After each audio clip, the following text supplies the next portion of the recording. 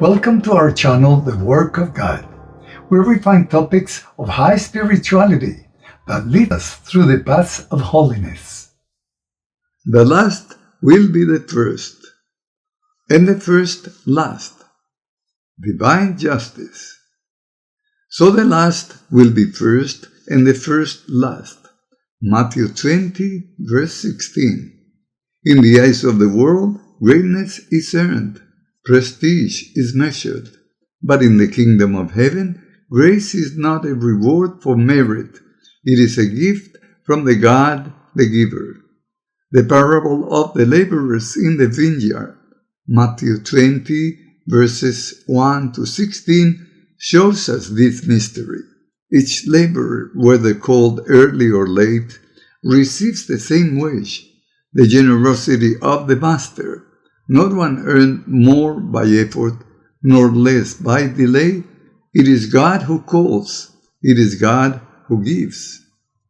He raises up the needy from the dust. He lifts up the poor from the dunghill, to make them sit with princes. 1 Samuel chapter 2, verse 8. The scriptures resound with examples. David, the youngest shepherd boy, was chosen above his brothers.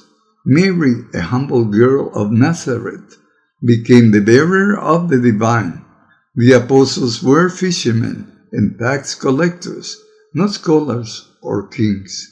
Yet, these were the ones entrusted with the word eternal. Grace is not bestowed because we are worthy. Grace is a reflection of God's freedom, generosity, and love, transcending status, undoing pride, and lifting the humble. For by grace you have been saved through faith, and this is not your own doing. It is the gift of God. Ephesians chapter 2, verse 8. To be last in the eyes of the world, poor, rejected, obscure, does not mean to be forgotten by God.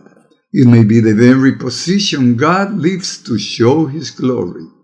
For where human pride is laid low, divine mercy rises. Let us not strive to be first in line, but faithful in heart. For in the kingdom of the Most High, it is not our greatness that draws His gaze. It is our openness to receive and our humility. Some people work very hard to gain the kingdom of heaven, but that in itself is not as good as to work hard to please God for His own sake, and not so much themselves. Some people work hard correcting others when they do wrong, but they don't realize that their good actions could offend and cause more harm than good to their neighbors and to their own souls. And this is how most people count all their perfections and feel so proud and justified before God, when in truth, what really matters is God's opinion, not ours. So much working for nothing. Therefore, in God's eyes, the last can be the first. Some people offer their virginity to God, thinking it a crowning sacrifice worthy of eternal reward, which is right if combined with other important virtues.